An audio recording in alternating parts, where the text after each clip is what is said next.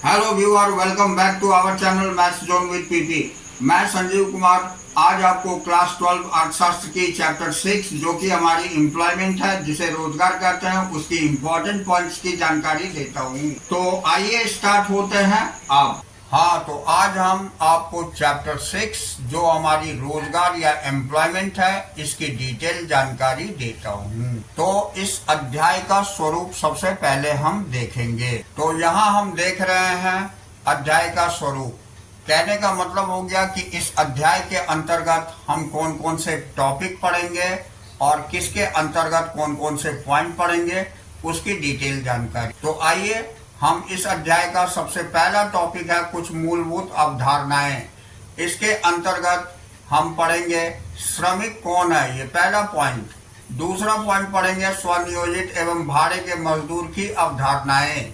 और तीसरा पॉइंट पढ़ेंगे श्रम आपूर्ति, श्रम बल, कार्यबल, बेरोजगारी तथा सहभागिता दर की अवधारणाएं। अब इसके अंतर्गत ये 3 पॉइंट पढ़ लिए।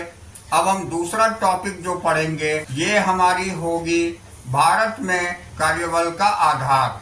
तो इसके अंतर्गत पहली टॉपिक पढ़ेंगे भारत में कार्यबल के आकार के तथ्य। दूसरा टॉपिक हमारा अधिकांश कार्यबल ग्रामीण आधारित क्यों है। और तीसरा टॉपिक पढ़ेंगे महिला श्रमिकों का प्रतिशत निम्न और शहरी क्षेत्रों में और भी अधिक निम्न क्यों होता है। तो ये 3 टॉपिक की जानकारी हम दूसरे पॉइंट में लेंगे। अब हम तीसरा पॉइंट पर आते हैं। तो ये तीसरा पॉइंट हमारी है ग्रामीण तथा शहरी क्षेत्रों में सहभागिता की दर। इसके अंतर्गत हम एक ही टॉपिक देखेंगे, ग्रामीण तथा शहरी क्षेत्रों में श्रमिक जनसंख्या अनुपात का सारणीय प्रस्तुतिकरण किया गया है, उसकी डिटेल जानकारी लेंगे। अब हमारा चौथा टॉपिक इस चैप्टर में क्षेत्र तथा लिंग के द्वारा श्रमिकों का वितरण है, इसकी जानकारी लेंगे। इसके अंतर्गत पहला पॉइंट क्षेत्र के अनुसार श्रमिकों मजदूरों के प्रतिशत वितरण का रेखा चित्रीय प्रस्तुतिकरण किया गया है, उसकी जानकारी लेंगे। दूसरा पॉइंट है हमारी लिंग के अनुसार श्रमिकों मजदूरों के प्रतिशत वितरण का रेखा चित्रीय प्रस्तुतिकरण। तो इसके अंतर्गत यही 2 टॉपिक हम पढ़ेंगे। अब इसके बाद 5वां टॉपिक जो हमारी इस चैप्टर की है वो है व्यवसायिक ढांचा अथवा उद्योग के द्वारा कार्यबल का वितरण। तो इसके अंतर्गत पहला पॉइंट विभिन्न क्षेत्रों में ग्रामीण शहरी कार्यबल के वितरण का रेखा चित्रीय प्रस्तुतिकरण है। और दूसरा पॉइंट विभिन्न क्षेत्रों में पुरुष स्त्री कार्यबल के वितरण का रेखा चित्रीय प्रस्तुतिकरण है। और तीसरा पॉइंट व्यवसायिक ढांचे में परिवर्तन है। तो इसके अंतर्गत हम 3 पॉइंट पढ़ेंगे। अब हम इसका छठे टॉपिक के अंतर्गत नौकरी रहित समृद्धि पढ़ेंगे। इसके अंतर्गत पहला पॉइंट नौकरी रहित समृद्धि की अवधारणा पढ़ेंगे। और दूसरा पॉइंट हम प्रौद्योगिकी पर अधिक तथा रोजगार पर कम निर्भर क्यों हैं। तो इसके अंतर्गत यही 2 पॉइंट पढ़ेंगे। अब हम 7वां टॉपिक जो हमारा है कार्यबल का अनियमितीकरण तथा अनौपचारिकरण। तो इस टॉपिक के अंतर्गत हम पढ़ेंगे अनियमितीकरण की अवधारणा, ये पहली पॉइंट पढ़ेंगे। इसके अंतर्गत अनियमितीकरण के बढ़ते प्रभाव के कारण भी देखेंगे। और दूसरा पॉइंट रोजगार का अनौपचारिकरण पढ़ेंगे। और औपचारिकरण क्षेत्र रोजगार बनाम अनौपचारिक क्षेत्र रोजगार, ये जानकारी लेंगे। और इसी के अंतर्गत भारत में कार्यबल का अनौपचारिकरण पढ़ेंगे और औपचारिक तथा अनौपचारिक क्षेत्रों में श्रमिकों का रेखा चित्रीय प्रस्तुतिकरण देखेंगे। अब हम 8वां जो टॉपिक है हमारी बेरोजगारी, इसके बारे में जानकारी लेंगे। तो इसका पहला पॉइंट होगा बेरोजगारी की अवधारणा एवं प्रकार। और दूसरा पॉइंट भारत में बेरोजगारी के कारण। इसके अंतर्गत ये 2 पॉइंट हम पढ़ेंगे। और इसका लास्ट पॉइंट यानी 9वां टॉपिक हमारा सरकार तथा रोजगार सृजन है। तो इसके अंतर्गत पहला पॉइंट मौजूदा रोजगार सृजन कार्यक्रम पढ़ेंगे। और दूसरा पॉइंट सरकार द्वारा हाल में ही शुरू की गई कुछ पहल है। तो ये 2 पॉइंट पढ़ेंगे। तो इस तरह इस चैप्टर के अंतर्गत हम 9 टॉपिक पढ़ेंगे और 9 टॉपिक की विभिन्न पॉइंट को जानेंगे। तो आइए हम स्टार्ट होते हैं पहले टॉपिक से। तो आइए हम पहला टॉपिक देखते हैं, जो कि कुछ मूलभूत अवधारणाएं हैं, सब बेसिक कंसेप्ट, इसकी जानकारी लेते हैं।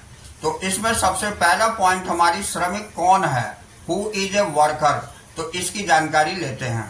तो हम देखते हैं श्रमिक यानी वर्कर वह व्यक्ति है जो किसी उत्पादन क्रिया में लगा होता है। चूंकि उत्पादन का अर्थ मूल्यवर्धन यानी वैल्यू एडिशन होता है, श्रमिकों को उन व्यक्ति के रूप में परिभाषित किया जा सकता है जो मूल्यवर्धन की प्रक्रिया में लगे होते हैं। अब नेक्स्ट हम देखते हैं, हम जानते हैं कि किसी भी देश के निवासियों द्वारा मूल्यवर्धन के कुल जोड़ को राष्ट्रीय आय कहते हैं। तदनुसार हम यह कह सकते हैं कि श्रमिक वह व्यक्ति है जो मूल्यवर्धन की प्रक्रिया में लगा होता है तथा एक या अन्य प्रकार से देश की राष्ट्रीय आय में योगदान करता है। तो ये हमारी श्रमिक हुई। अब हम इसके हाइलाइट्स देखेंगे। तो ये हमारी हाइलाइट्स है। इसमें पहली पॉइंट सतर्कता का एक नोट यानी ए नोट ऑफ कॉजन देखते हैं। तो इसमें वे सभी व्यक्ति जो आर्थिक क्रियाओं में संलग्न होते हैं श्रमिक कहलाते हैं, चाहे वे उच्च या निम्न किसी भी स्तर पर कार्य कर रहे हैं। ठीक है। अब दूसरा हम देखते हैं, इस कथन को ध्यान से पढ़ने की आवश्यकता है कि आर्थिक क्रियाओं में वे सभी क्रियाएं शामिल होती है जो दुर्लभ संसाधनों के उपयोग से संबंधित होती है। उत्पादन मूल्यवर्धन की भांति उपभोग की एक आर्थिक क्रिया है, क्योंकि यह दुर्लभ संसाधनों के उपयोग से संबंधित होती है। वास्तविकता यह है कि जबकि सभी उत्पादन क्रियाएं आर्थिक क्रियाएं होती है, सभी आर्थिक क्रियाएं आवश्यक रूप से उत्पादन क्रियाएं नहीं होती। तदनुसार यह उचित होगा कि श्रमिक को उस व्यक्ति के रूप में परिभाषित किया जाए जो उत्पादन क्रिया, वह क्रिया जिसमें मूल्यवर्धन होता है, में लगा होता है। और उपभोग निश्चित रूप से एक आर्थिक क्रिया है, परंतु उपभोग में लगा हुआ व्यक्ति, जिसे उपभोक्ता कहा जाता है, निश्चित रूप से श्रमिक नहीं होता। तो ये जानकारी हम श्रमिक के बारे में लिए। अब इसका दूसरा पॉइंट, जो कि हमारी स्वनियोजित तथा भाड़े के मजदूर हैं, यानी self employed and hired workers हैं। तो मजदूरों या वे रोजगार करते हैं का वर्गीकरण निम्न प्रकार से किया जाता है। मजदूरों के प्रकार में यानी टाइप्स ऑफ वर्कर के अंतर्गत पहला पॉइंट स्वनियोजित मजदूर होते हैं। तो ये वे लोग होते हैं जो अपने ही व्यापार अथवा व्यवसाय में लगे होते हैं। उदाहरण के लिए एक किसान जो अपने ही खेत पर काम करता है, या एक उद्यमी जो अपनी ही फैक्ट्री में काम करता है। ऐसे मजदूर को हम स्वनियोजित मजदूर कहते हैं। अब आइए भाड़े के मजदूर, ये दूसरा है। तो ये वे लोग होते हैं जो दूसरे के लिए काम करते हैं। वे अपनी सेवाएं दूसरों को अर्पित करते हैं और पुरस्कार के रूप में मजदूरी या वेतन प्राप्त करते हैं। यह भी संभव है कि उन्हें वस्तुओं के रूप में इन काइंड मजदूरी प्राप्त हो। उदाहरण के लिए प्रकाशन गृह यानी पब्लिकेशन हाउस में काम करने वाले प्रूफ रीडर या एक स्कूल में काम करने वाला अध्यापक, ये भाड़े के मजदूर कहलाते हैं। अब हम आगे देखेंगे। तो भाड़े के मजदूर को दो भागों में और भी वर्गीकृत किया गया है। पहला है अनियमित मजदूर। तो इनको दैनिक मजदूरी पर रखा जाता है, मालिक उन्हें नियमित आधार पर नहीं लगाते। दूसरी बात है, उन्हें सामाजिक सुरक्षा के लाभ जैसे भविष्य निधि यानी प्रोविडेंट फंड, उपदान यानी ग्रेच्युटी तथा पेंशन नहीं दी जाती। तीसरी बात है, अनियमित मजदूर प्रायः अकुशल यानी अनस्किल्ड मजदूर होते हैं, जैसे निर्माण स्थान पर काम करने वाला एक मजदूर। तो ये अनियमित मजदूर हुई। अब हम नियमित मजदूर देखते हैं। तो इनका नाम मालिकों की अस्थायी वेतन सूची, पे रोल पर लिखा जाता है। ये लोग सभी प्रकार के सामाजिक सुरक्षा के लाभों जैसे पेंशन, उपदान तथा भविष्य निधि के अधिकारी होते हैं।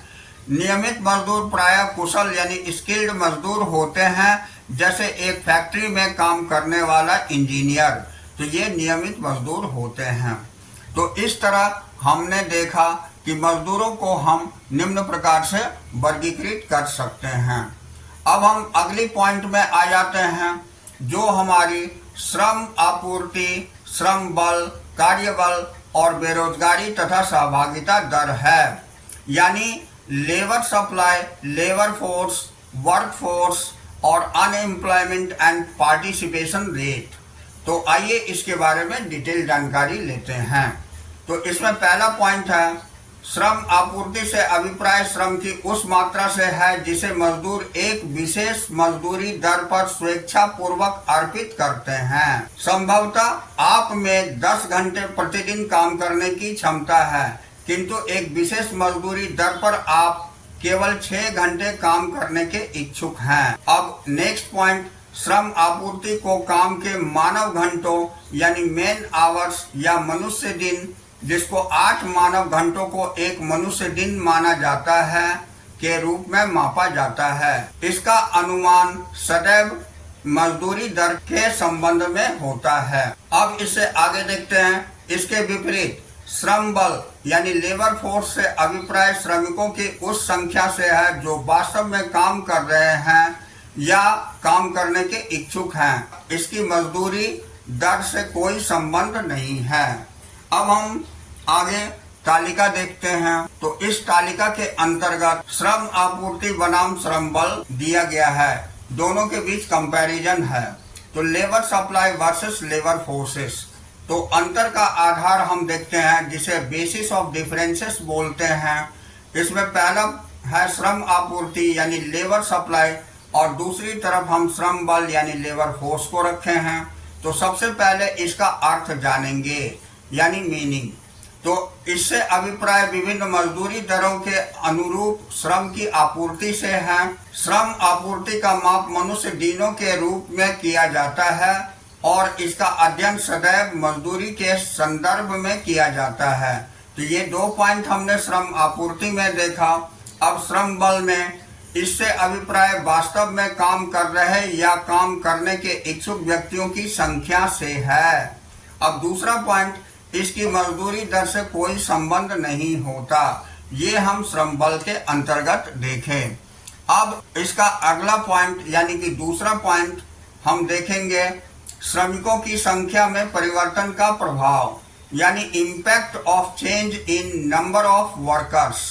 तो इसमें हम देखेंगे, पहली पॉइंट है काम करने वालों की संख्या स्थिर रहते हुए भी श्रम की आपूर्ति कम या अधिक हो सकती है। दूसरी पॉइंट हम देखेंगे इसके अंतर्गत, क्योंकि श्रम की आपूर्ति को मनुष्य दिनों यानी मैन डेज या व्यक्ति दिनों यानी पर्सन डेज के रूप में मापा जाता है। एक व्यक्ति दिन 1 पर्सन डे से अभिप्राय 8 घंटे का काम है। अब इसी तरह श्रम आपूर्ति के अंतर्गत श्रम बल का आकार तब बढ़ता है या घटता है जब वास्तव में काम करने वाले का काम करने की इच्छुक व्यक्तियों की संख्या बढ़ती या घटती है। दूसरा पॉइंट, क्योंकि इसे व्यक्तियों की संख्या के रूप में न कि व्यक्ति दिनों के रूप में मापा जाता है। तो ये हम डिफरेंस देखें जो कि श्रम आपूर्ति और श्रम बल की डिफरेंस थी। अब हम आगे पॉइंट कार्यबल देखते हैं। तो कार्यबल यानी वर्कफोर्स से अभिप्राय वास्तव में काम करने वाले व्यक्तियों से है, न कि उन व्यक्तियों से जो काम करने के इच्छुक हैं किंतु काम नहीं कर रहे। अतः कार्यबल बराबर हम लिखेंगे श्रम बल माइनस उन व्यक्तियों की संख्या जो काम नहीं कर रहे किंतु काम करने के इच्छुक हैं। अब हम अगला पॉइंट बेरोजगारी यानी अनएम्प्लॉयमेंट देखेंगे। हाँ, तो अगला पॉइंट हमारा बेरोजगारी यानी अनएम्प्लॉयमेंट है। तो इसके बारे में जानकारी लेते हैं। उपरोक्त अवधारणाओं के आधार पर हम निम्न प्रकार से बेरोजगारी यानी बेरोजगार व्यक्तियों की संख्या का अनुमान लगाते हैं, यानी कि दिया हुआ बेरोजगार व्यक्तियों की संख्या बराबर श्रम बल माइनस कार्यबल होता है। अब दूसरी बात है, बेरोजगारी की दर का अनुमान निम्न ढंग से लगाया जाता है, यानी बेरोजगारी की दर बराबर बेरोजगार व्यक्तियों की संख्या बटे श्रम बल का आकार गुने 100 होती है। तो इस तरह इन सब की जानकारी हम लिए। अब हम अगला पॉइंट सहभागिता दर देखते हैं। तो सहभागिता दर के अंतर्गत, जिसे हम पार्टिसिपेशन रेट बोलते हैं, तो सहभागिता दर से अभिप्राय जनसंख्या के उन प्रतिशत से है जो उत्पादन की प्रक्रिया या देश के मूल्यवर्धन की प्रक्रिया में प्रत्यक्ष रूप से लगा होता है। यह श्रमिक जनसंख्या अनुपात यानी वर्कर पॉपुलेशन रेशियो है, जिसका अनुमान निम्न ढंग से लगाया जाता है, यानी सहभागिता दर बराबर कुल कार्यबल बटे कुल जनसंख्या इंटू 100 होती है। इसी तरह हम बेरोजगारी की दर भी निकाल सकते हैं, जिसे हम रेट ऑफ अनएम्प्लॉयमेंट बोलते हैं। तो यहाँ पर दिखाया गया है कि ये मान लीजिए कि काम करने वाले, सक्रिय रूप से काम की तलाश करने वाले श्रमिकों का बल 100 है, और दूसरी बी पॉइंट में श्रमिक जिनके पास नौकरी नहीं है परंतु सक्रिय रूप से काम की तलाश कर रहे हैं वो 20% है। तो बेरोजगारी की दर निकालने के लिए बेरोजगार व्यक्तियों की संख्या बटे श्रम बल का आकार गुने 100 कर देंगे, यानी 20 बटे 100 गुने 100, यानी कि 100 कट जाएगी, 20% होगी। तो यह बेरोजगारी की दर 20% हो गई। इस तरह हम बेरोजगारी की दर भी निकाल सकते हैं। अब हम आते हैं हाइलाइट्स। तो लोग काम क्यों करते हैं और हमें कार्यरत लोगों के बारे में अध्ययन क्यों करना चाहिए। Why do people work and why should we study about working people? तो इसके 3 तत्व स्पष्ट करते हैं कि लोग काम क्यों करते हैं। पहला होता है लोग आजीविका प्राप्त करने हेतु काम करते हैं। यह पारस्परिक अंतर निर्भरता की प्रणाली के अस्तित्व के लिए आवश्यक है। दूसरा पॉइंट, रोजगार हमें स्वाभिमान की भावना भरता है तथा हमारे स्व उत्कर्ष यानी सेल्फ वर्थ को उभारता है। तीसरा पॉइंट, रोजगार राष्ट्र के जीडीपी में योगदान देता है और जीडीपी को दिया गया योगदान हमें वैश्विक यानी ग्लोबल गर्व प्रदान करता है, क्योंकि जीडीपी में समृद्धि का निहितार्थ राष्ट्र की समृद्धि है। अब हम आगे देखेंगे तो ये हमारी 4 तत्व इस बात की व्याख्या करते हैं कि कार्यरत लोगों के बारे में अध्ययन या रोजगार के बारे में अध्ययन क्यों महत्वपूर्ण है। तो इसमें पहली पॉइंट है, रोजगार संबंधी अध्ययन हमें अपने मानव संसाधन अथवा मानव पूंजी की गुणवत्ता तथा मात्रा के बारे में अवगत कराता है, जो कि आर्थिक समृद्धि का एक महत्वपूर्ण निर्धारक है। अब दूसरा पॉइंट, रोजगार संबंधी अध्ययन देश के समृद्धि प्रक्रिया के विभिन्न क्षेत्रों यानी प्राथमिक, द्वितीयक और तृतीयक क्षेत्रों के महत्व के विश्लेषण में सहायक होता है। हमें इस बात का ज्ञान होता है कि कौन सा क्षेत्र कितने लोगों को रोजगार प्रदान करता है तथा इसका जीडीपी को योगदान देता है। अब तीसरी पॉइंट, यह कोई सामाजिक समस्याओं जैसे श्रमिकों की सामाजिक सुरक्षा, काम का वातावरण, श्रमिकों का शोषण इत्यादि के विश्लेषण में सहायक होता है। अब चौथे पॉइंट, मानव शक्ति आयोजन हेतु यह आगत यानी इनपुट प्रस्तुत करता है। वर्तमान रोजगार की प्रकृति तथा विस्तार को समझकर हम अर्थव्यवस्था के विभिन्न क्षेत्रों में मानव शक्ति की भविष्य की जरूरतों के संबंध में योजना बना सकते हैं। तो ये हमारी 4 पॉइंट्स थी जिसमें कि हम कार्यरत लोगों के बारे में अध्ययन किए। अब हम आगे देखते हैं। अगला टॉपिक हमारी भारत में कार्यबल का आकार है, यानी कि size of workforce in India. तो इसमें हम देखते हैं यहाँ कुछ महत्वपूर्ण तथ्य है। पहली पॉइंट है, भारत में कार्यबल की संख्या लगभग 471 मिलियन लोगों की है। दूसरी पॉइंट, कार्यरत में लगभग 77% पुरुष श्रमिक और 23% महिला श्रमिक है, यानी पुरुष तथा महिला श्रमिकों में पुरुष तथा महिला बाल श्रमिकों को भी शामिल किया गया है। अब तीसरी पॉइंट, कार्यबल का लगभग 75% तथा 3/4 भाग ग्रामीण क्षेत्रों में तथा 25% तथा 1/4 भाग शहरी क्षेत्रों में पाया जाता है। अब अगली पॉइंट, महिला कार्यबल का प्रतिशत कुल कार्यबल में ग्रामीण क्षेत्रों में लगभग 25% तथा कुल ग्रामीण कार्यबल का 1/4 भाग है, जबकि शहरी क्षेत्रों में यह केवल 20% अथवा कुल कार्यबल का 5वां भाग है। तो ये तथ्य क्या प्रकट करते हैं? ये तथ्य दो महत्वपूर्ण प्रश्न प्रस्तुत करते हैं जिनका उत्तर अति आवश्यक है। तो आइए इसे हम देखते हैं। तो यहाँ हम देख रहे हैं कार्यबल से संबंधित दो मुख्य प्रश्न, यानी 2 major questions related to workforce. पहला क्वेश्चन है, हमारा अधिकांश कार्यबल ग्रामीण आधारित क्यों है? और दूसरा है, महिला श्रमिकों का प्रतिशत निम्न तथा शहरी क्षेत्रों में और भी अधिक निम्न क्यों होता है? तो ये दो क्वेश्चंस इस बात को क्लियर करती है। तो आइए अब हम आगे देखते हैं। तो अगला पॉइंट हमारा है, हमारा अधिकांश कार्यबल ग्रामीण आधारित क्यों है? यानी कि पहला question, Why is the bulk of our workforce rural based? तो इसका कारण यह है कि अधिकांश नौकरियां ग्रामीण क्षेत्रों में पाई जाती है। क्या इसका अर्थ यह है कि हमारा अधिकांश सकल घरेलू उत्पाद जीडीपी ग्रामीण अर्थव्यवस्था से प्राप्त होता है? विरोधाभासी रूप से नहीं। इसका अर्थ यह है कि खेती तथा संबद्ध क्रियाओं में अधिक लोग लगे हुए हैं किंतु उसका जीडीपी में योगदान कम है। अब उदाहरण हम देखेंगे।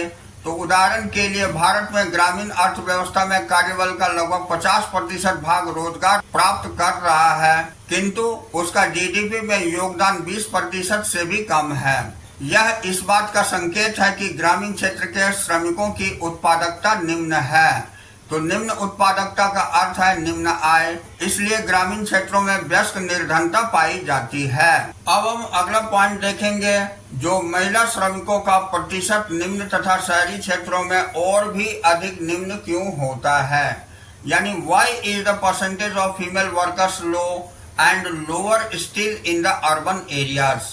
तो ऐसा निम्नलिखित 3 कारणों से है।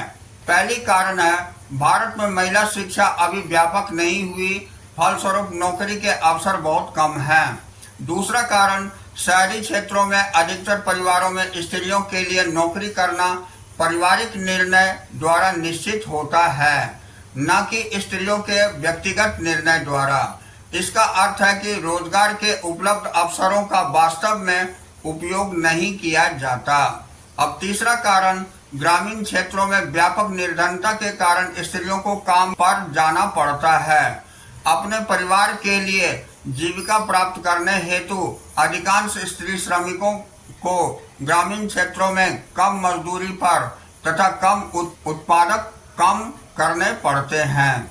अधिकतर स्त्री श्रमिकों को फसल काटने के मौसम में जब काम मिल जाता है तो उन्हें अनाज के रूप में मजदूरी चुकाई जाती है।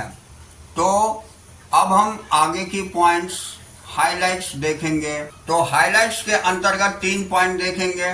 पहला पॉइंट है, स्त्रियों को कम रोजगार प्राप्त होना एक राष्ट्र के आर्थिक तथा सामाजिक पिछड़ेपन का प्रतीक है। दूसरी पॉइंट, आर्थिक पिछड़ेपन इसलिए क्योंकि अर्थव्यवस्था पर्याप्त रोजगार के अवसर उपलब्ध कराने में विफल रही है। अब तीसरा पॉइंट, सामाजिक पिछड़ापन इसलिए क्योंकि स्त्रियों के लिए घर से बाहर काम करना सामाजिक रूप से वर्जित होता है। यही 3 कारण हैं। अब आइए अब अगला पॉइंट हम देखेंगे, जो कि हमारी अगला टॉपिक है, ग्रामीण तथा शहरी क्षेत्रों में सहभागिता की दर, यानी rate of participation across rural and urban areas. तो हम इसमें देखते हैं, जैसा कि पहले बताया जा चुका है कि सहभागिता दर से अभिप्राय उत्पादन क्रिया या गतिविधि के लोगों को सहभागिता से है और इसे देश की कुल जनसंख्या तथा कार्यबल यानी वर्कफोर्स के अनुपात के द्वारा मापा जाता है। अब नीचे शहरी ग्रामीण सहभागिता की दर के कुछ सांख्यिकीय तथ्य दिए गए हैं और देश के पुरुषों तथा स्त्रियों के लिए सहभागिता की दर के भी सांख्यिक आंकड़े दिए गए हैं। तो यहाँ आइए हम तालिका में देखते हैं। ग्रामीण तथा शहरी क्षेत्रों में श्रमिक जनसंख्या अनुपात ये 2017-18 में क्या थी, इसकी जानकारी लेंगे। यानी worker population ratio across rural and urban areas 2017 and 18। तो यहाँ देखिए लिंग में हम देखते हैं पुरुष जो ग्रामीण में 51.7 थी वो शहरी क्षेत्र में 53 थी, कुल मिला के 52.1 हो गई। ये अनुपात था। अब स्त्रियों की कुल अनुपात ग्रामीण में 17.5 थी, शहरी में 14.2, कुल लेकर के 16.5 हो गई। यानी अगर हम टोटल देखते हैं तो ग्रामीण क्षेत्र में 35 थी और शहरी क्षेत्र में 33.9 थी, कुल मिलाकर 34.7 हो गई। तो ये अनुपात थी। अब हम इस तालिका की अवलोकन देखते हैं, यानी कि ऑब्जर्वेशन। तो पहली पॉइंट है तालिका 6.2 से प्रकट होता है कि 2017-18 में शहरी क्षेत्रों में सहभागिता की दर लगभग 33.9% है। दूसरी पॉइंट 2017-18 में ग्रामीण क्षेत्रों में सहभागिता की दर लगभग 35% है। तीसरी पॉइंट शहरी क्षेत्रों में पुरुषों के लिए सहभागिता की दर लगभग 53% और स्त्रियों के लिए 14.2% है। अब चौथी पॉइंट ग्रामीण क्षेत्रों में पुरुषों के लिए सहभागिता की दर लगभग 51.7% और स्त्रियों के लिए 17.5% है। अब नेक्स्ट पॉइंट देश में सहभागिता की समग्र यानी ओवरऑल दर लगभग 34.7% है। तो इन तथ्यों के आधार पर निम्नलिखित 3 निष्कर्ष निकाले जा सकते हैं। पहली निष्कर्ष है उच्च निर्भरता अनुपात यानी हाई डिपेंडेंसी रेशियो। देश में सहभागिता की समग्र दर बहुत ऊंची नहीं है, अर्थात उत्पादन की क्रिया में अधिक लोग कार्यरत नहीं हैं। यह देश के उच्च निर्भरता अनुपात का प्रतीक है। दूसरी पॉइंट ग्रामीण क्षेत्रों में सहभागिता की उच्च दर परंतु उत्पादकता की निम्न स्तर, यानी कि high rate of participation but low level of productivity in rural area. तो शहरी क्षेत्रों की तुलना में ग्रामीण क्षेत्रों में सहभागिता की दर ऊंची है। इसका अर्थ यह है कि ग्रामीण क्षेत्रों में जनसंख्या का एक अधिक प्रतिशत उत्पादन क्रिया में लगा हुआ है, किंतु इस तथ्य को देखते हुए ग्रामीण अर्थव्यवस्था का शहरी अर्थव्यवस्था की तुलना में जीडीपी में योगदान कम है। ग्रामीण क्षेत्रों में सहभागिता की उच्च दर ग्रामीण भारत में केवल निम्न उत्पादकता आय के निम्न स्तर तथा अधिक निर्धनता को सिद्ध करती है। इस बात की पुष्टि हम पिछले भाग में कर चुके हैं। अब हम अगला पॉइंट देखेंगे। तो अगला पॉइंट हमारी है ग्रामीण क्षेत्रों में स्त्रियों की सहभागिता की उच्च दर यानी high rate of participation for women in rural areas. तो शहरी क्षेत्रों की तुलना में ग्रामीण क्षेत्रों में स्त्रियों की सहभागिता की दर ऊंची है। तो ग्रामीण क्षेत्रों में केवल 100 स्त्रियों में से 18 स्त्रियों को रोजगार में सहभागिता है, जबकि शहरी क्षेत्रों में प्रत्येक 100 स्त्रियों में से केवल 14 स्त्रियों की रोजगार में सहभागिता है। निम्नलिखित 3 अवलोकन इस तथ्य का समर्थन करते हैं। पहली बात है कि ग्रामीण क्षेत्रों में निर्धनता स्त्रियों की शिक्षा प्राप्त करने से रोकती है तथा रोजगार की तलाश के लिए विवश करती है। अतः रोजगार यानी शिक्षा के बिना एक प्राथमिकता है। दूसरी बात, जब रोजगार न कि शिक्षा एक प्राथमिकता है तो स्त्रियां छोटी आयु में ही नौकरी की तलाश करने लगती है। यह ग्रामीण क्षेत्रों में सहभागिता की दर को भी बढ़ाता है। तीसरी बात, कम उत्पादक नौकरियां यानी शिक्षा की तुलना में को प्राथमिकता देने से ग्रामीण क्षेत्रों में कम उत्पादकता और कम मजदूरी दर और सहभागिता की ऊंची दर का दुष्चक्र शुरू हो जाता है। यह अग्रलिखित प्रकार से कार्य करता है। तो यहाँ तक हमने देखा इन तथ्य का सपोर्ट यानी समर्थन करती है। अब हम आगे देखेंगे। तो यहाँ शिक्षा के बिना नौकरी में प्रवेश अगर होती है तो ये निम्न उत्पादकीय नौकरियां मिलती है, इससे निम्न मजदूरी दर होता है और धारणीय आजीविका के लिए सहभागिता की उच्च दर होती है। इसके विपरीत शहरी क्षेत्र में शिक्षा को उच्च प्राथमिकता दी जाती है, अर्थात छोटी आयु में नौकरी की तलाश को निम्न प्राथमिकता दी जाती है। इस कारण सहभागिता की दर सापेक्षिक रूप से निम्न बनी रहती है। अब हम इसका हाइलाइट्स देखेंगे। तो हाइलाइट्स के अंतर्गत देश में महिला श्रमिकों का कम मूल्यांकन यानी under estimation of women workers in the country. तो आइए इसके बारे में जानकारी लेते हैं। तो देश में महिला श्रमिकों की काफी कम मूल्यांकन किया जाता है अथवा कम महत्व तो दिया जाता है, क्योंकि पहली पॉइंट है गृह प्रबंध करने वाली स्त्रियों की सेवाओं को श्रम सेवा नहीं समझा जाता, क्योंकि फर्स्ट पॉइंट उन्हें इसके लिए कोई पुरस्कार नहीं दिया जाता। दूसरी बात, एक गृह स्वामिनी होने के नाते उसकी सेवा बाजार मूल्य सुनिश्चित करना बहुत कठिन होता है। अब दूसरी पॉइंट, ग्रामीण क्षेत्रों में पारिवारिक खेती पर काम करने वाले स्त्रियों तथा शहरी क्षेत्रों में पारिवारिक व्यवसाय की देखभाल करने वाली स्त्रियों को श्रमिक नहीं माना जाता, क्योंकि बिना मजदूरी के काम करने वाली स्त्रियों को श्रमिक न मानने की परंपरा देश में पाई जाती है। इसके विपरीत पारिवारिक खेतों पर बिना मजदूरी काम करने या पारिवारिक व्यवसाय के बिना मजदूरी देखभाल करने वाले पुरुषों की रोजगार पर लगे एम्प्लॉयड पुरुष कहा जाता है तथा वो श्रमिक माने जाते हैं। तो ये हमारी महिला श्रमिकों का कम मूल्यांकन किया जाता है उसकी जानकारी। अगला टॉपिक जो हमारी क्षेत्र तथा लिंग के द्वारा श्रमिकों का वितरण है इसकी जानकारी लेंगे, जिसे हम distribution of workers by region and genders बोलते हैं। तो आइए इसकी जानकारी लेते हैं। तो चित्र 6.1 को देश के ग्रामीण तथा शहरी क्षेत्रों में सन 2017-18 में स्वनियोजित यानी नियमित वेतनभोगी कर्मचारी तथा भाड़े के मजदूरों के रूप में अलग अलग मजदूरों के प्रतिशत वितरण दिखाए गए हैं। यहाँ देखिए, ये शहरी मजदूर की दिखाई गई है, यहाँ ग्रामीण मजदूर की दिखाई गई है। तो इन दोनों में आंकड़ों को हम कंपेयर करते हैं। तो ये जो हमारी पर्पल कलर से दिखाई गई है ये भाड़े की मजदूर है।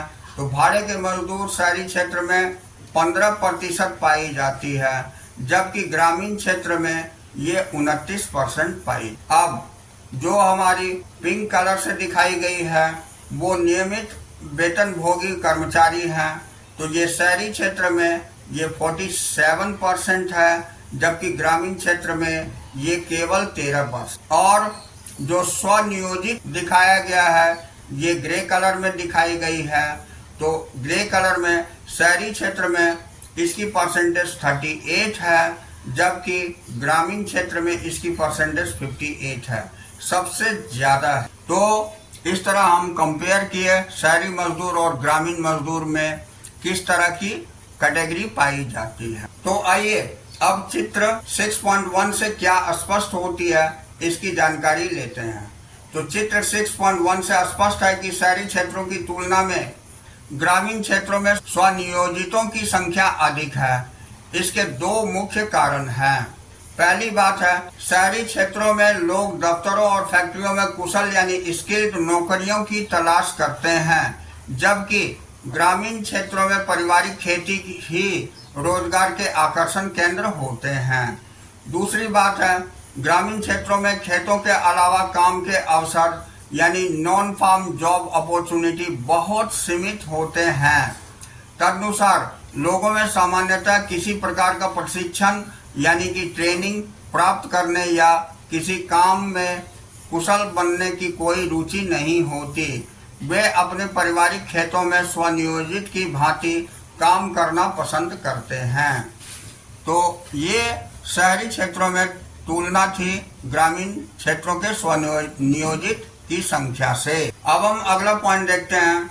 इन दोनों कारकों का अर्थ है कि ग्रामीण क्षेत्रों में स्वरोजगार यानी सेल्फ एम्प्लॉयमेंट एक आसान विकल्प है। इन कारकों का अर्थ यह भी है कि नियमित वेतनभोगी कर्मचारियों की संख्या ग्रामीण क्षेत्रों में 13% की तुलना में शहरी क्षेत्र में 47% से अधिक है। अब अगली, भाड़े के मजदूरों की प्रतिशत शहरी क्षेत्र में 15% की तुलना में ग्रामीण क्षेत्रों में 29% से अधिक है। ऐसा इसलिए है क्योंकि कृषि की प्रकृति मौसमी है और इसमें रोजगार सृजन बुआई और कटाई के मौसम में होता है।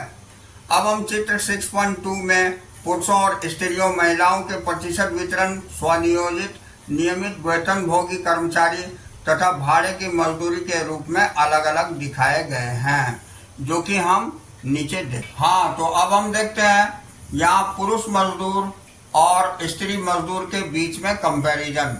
तो सबसे पहली पॉइंट यहाँ ग्रे कलर से स्वनियोजित दिखाया गया है। तो आप देखिए पुरुष मजदूर जो स्वनियोजित हैं ये 52% है, जबकि स्त्री मजदूर की स्वनियोजन ये भी 52% है, दोनों की बराबर है। ऑरेंज कलर से नियमित वेतनभोगी कर्मचारी की दी हुई है। तो यहाँ पुरुष मजदूर 24% यहाँ दिखाया गया है, जबकि स्त्री मजदूर में 21% है। अब जो ये ब्लू कलर से दिखाई गई है ये भाड़े के मजदूर हैं। तो ये पुरुष मजदूर 24% हैं, जबकि स्त्री मजदूर 27% है। तो ये अब चित्र क्या स्पष्ट करती है इसकी जानकारी हम लेते हैं। तो चित्र 6.2 से स्पष्ट है कि पहली बात, पुरुष तथा स्त्री दोनों ही प्रकार के श्रमिकों के लिए स्वरोजगार जीविका उपार्जन का मुख्य स्रोत है। नियमित वेतनभोगी रोजगार या आकस्मिक मजदूरी रोजगार की तुलना में। अब दूसरा है, भाड़े के मजदूरों के रूप में रोजगार का प्रतिशत पुरुषों की 24% की तुलना में स्त्रियों की 27% में थोड़ा अधिक है।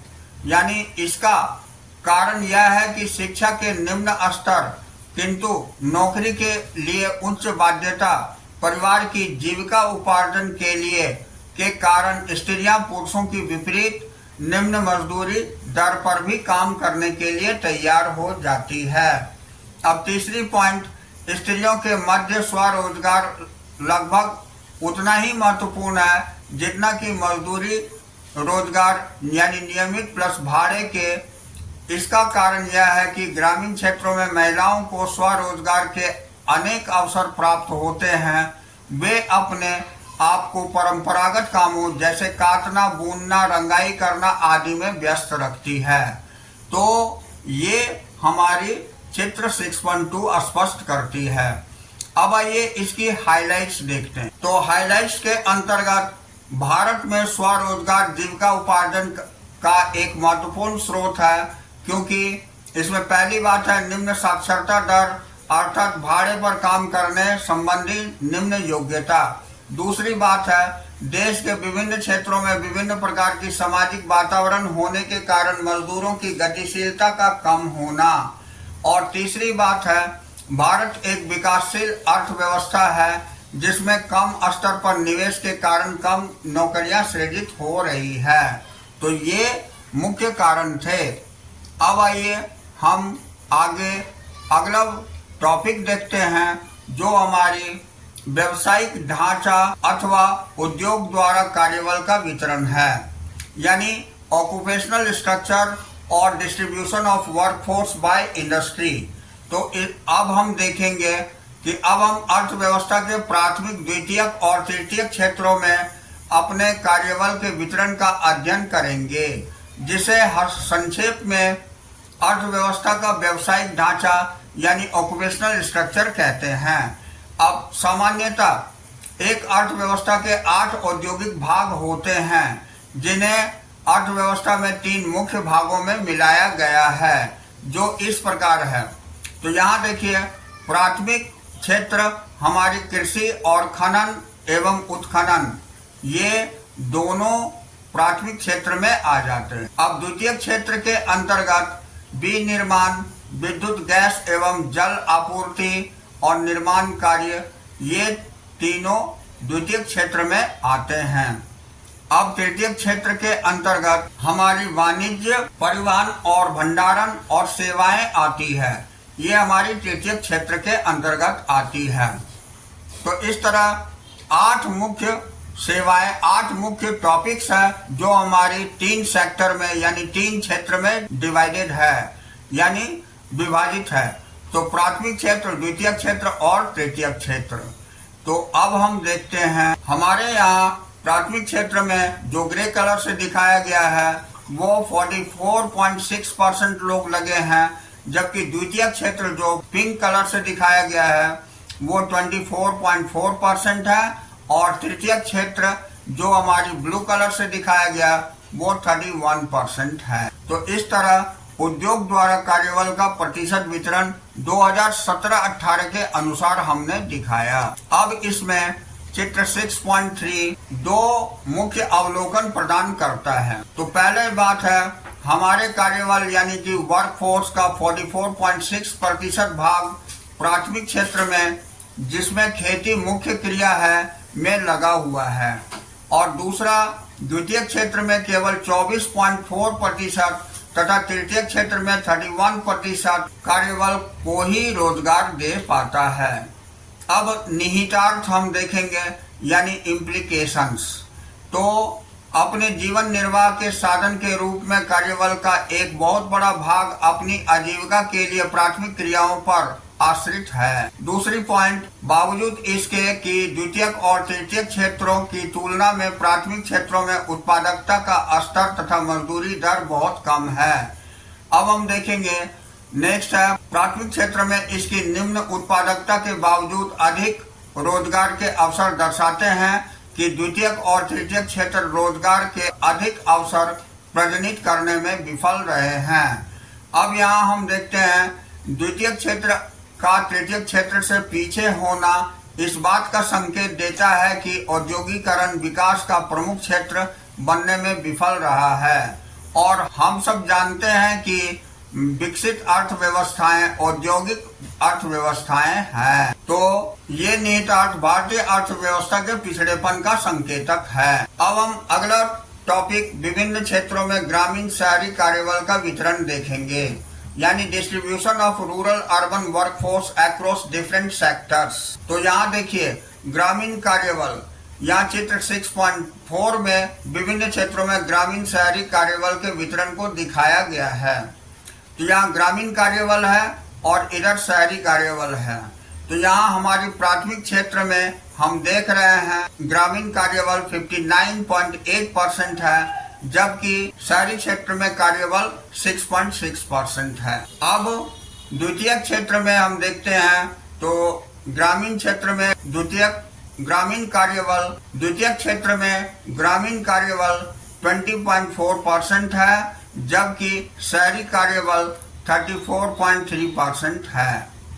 अब हम ब्लू कलर से जो तृतीय क्षेत्र को दर्शाया गया है वो देखेंगे। ग्रामीण कार्यबल हमारी 19.8% है, जबकि शहरी कार्यबल हमारी 59.1% है। तो ये चित्र में हमने ग्रामीण और शहरी कार्यबल का वितरण देखा। अब चित्र 6.4 में दो मुख्य अवलोकन प्रदान करता है। तो यहाँ पहली बात है कि शहरी क्षेत्रों में रहने वाले लोग अधिकतर द्वितीयक और तृतीयक क्षेत्र में कार्यरत हैं, वहीं ग्रामीण क्षेत्र में रहने वाले लोगों के लिए रोजगार का मुख्य साधन प्राथमिक क्षेत्र है।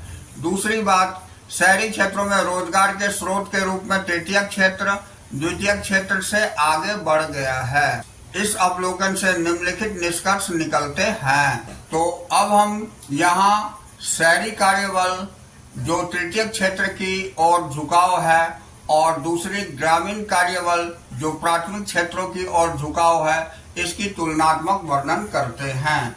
तो पहला दिया हुआ है संदर्भ, यानी कि कंटेक्स्ट। तो भारत में व्यापार, वाणिज्य, बैंकिंग, बीमा, स्वास्थ्य, शिक्षा, पर्यटन और संबंधित सेवाएं विनिर्माण तथा समवर्गीय एलाइड उत्पादन क्रियाओं की तुलना में बड़े तेजी से विकसित हो रहे हैं।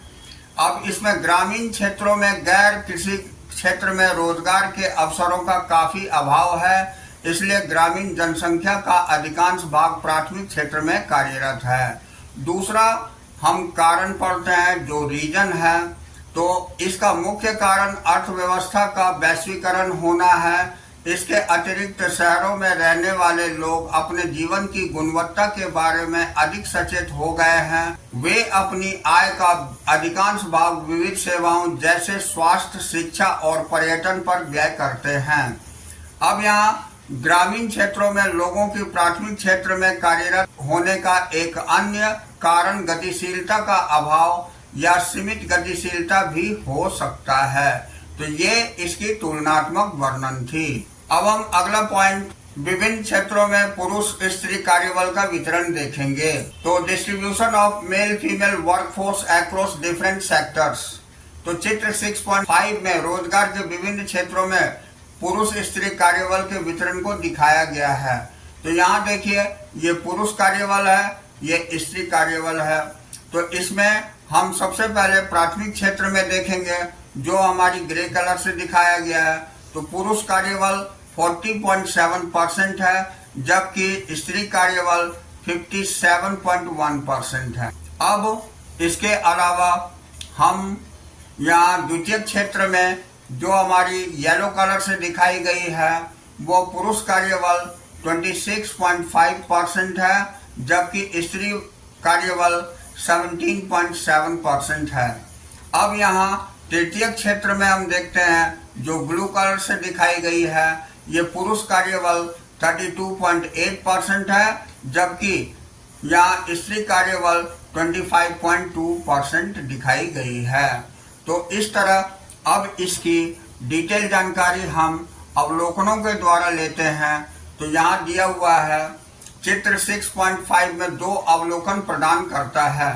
पहली बात दिया हुआ है कि स्त्री कार्यबल का बहुत अधिक प्रतिशत 57.1% प्राथमिक क्षेत्र में लगा हुआ है, क्योंकि पहली बात इसमें होती है, उत्पादन की प्राथमिक क्रियाएं अधिकतर ग्रामीण क्षेत्रों में पाई जाती है। तथा इसका दूसरा पॉइंट हम देखेंगे, जो कि यहाँ दिया हुआ है कि ग्रामीण क्षेत्रों में महिलाओं की गतिशीलता अत्यंत निम्न है, यानी कि परिवार तथा सामाजिक प्रतिबंधों हेतु स्त्री श्रमिक अपने निवास स्थान के पास काम करना अधिक पसंद करती है, भले ही उन्हें निम्न मजदूरी ही प्राप्त हो। अब दूसरी पॉइंट हम देखेंगे, प्राथमिक क्षेत्र में रोजगार प्राप्त करने वाले पुरुषों की प्रतिशत 40.7% स्त्रियों के प्रतिशत से कम है। यह भी काफी कम है। इसका कारण यह है कि ग्रामीण क्षेत्रों में कृषि क्षेत्र के बाहर रोजगार, यानी कि जॉब आउटसाइड एग्रीकल्चर का अभाव पाया जाता है। अब हम अगला पॉइंट, यानी कि अगला टॉपिक, ये व्यवसायिक ढांचे में परिवर्तन देखेंगे, जिसे हम चेंज इन ऑक्यूपेशनल स्ट्रक्चर बोलते हैं। तो इस टॉपिक के अंतर्गत हम तालिका 6.3, जो 1950-51 से 2017-18 की अवधि में भारत में व्यवसायिक ढांचे में परिवर्तन दर्शाती है, इसे देखेंगे। तो यहाँ हमारी तालिका 6.3 में व्यवसायिक ढांचे में परिवर्तन 1950-51 से 2017-18 दिखाई गई है, जिसे हम चेंज इन ऑक्यूपेशनल स्ट्रक्चर 1950 से 51 एंड 217 to 18 कहते हैं।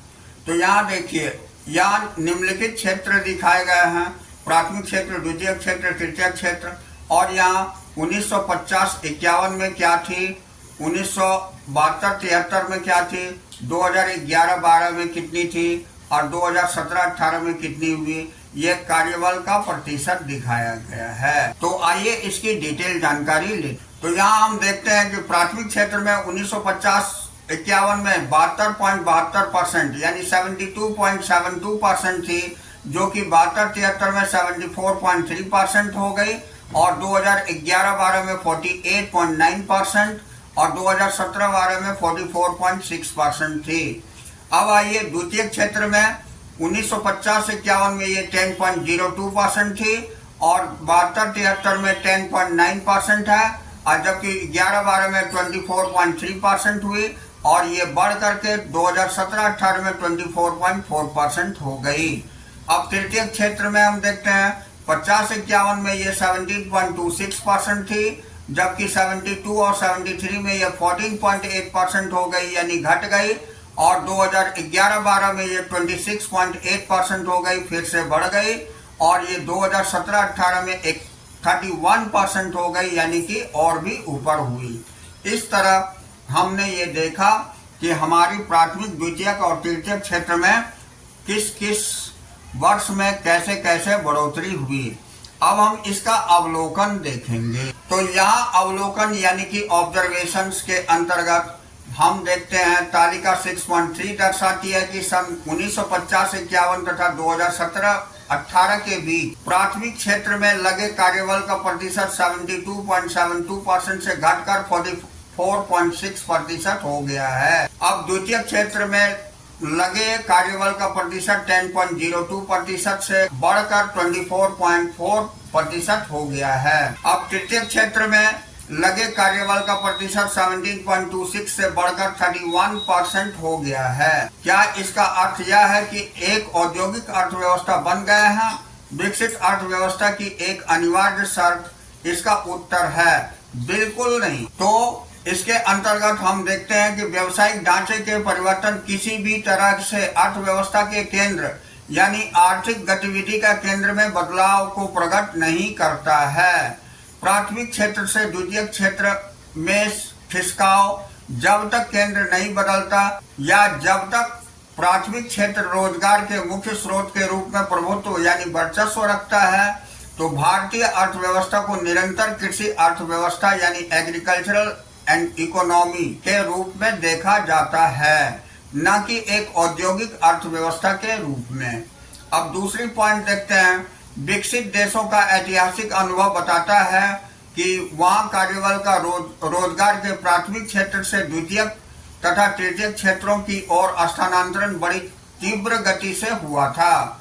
यह बदलाव इतना अधिक होना चाहिए कि औद्योगिक क्षेत्र रोजगार का मुख्य स्रोत बन जाए या रोजगार या आजीविका का प्रमुख स्रोत बन जाए, परंतु भारतीय अर्थव्यवस्था का अनुभव निराशाजनक तस्वीर प्रस्तुत करता है।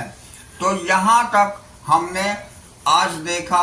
अब अगले दिन हम इस टॉपिक से लेके चलेंगे जो हमारी हाइलाइट्स है। तो नेक्स्ट डे हम लोग हाइलाइट्स देखेंगे। तो आज के लिए इतना ही। नेक्स्ट डे हम लोग फिर मिलते हैं। तो that's all for today. We will meet again on the next class.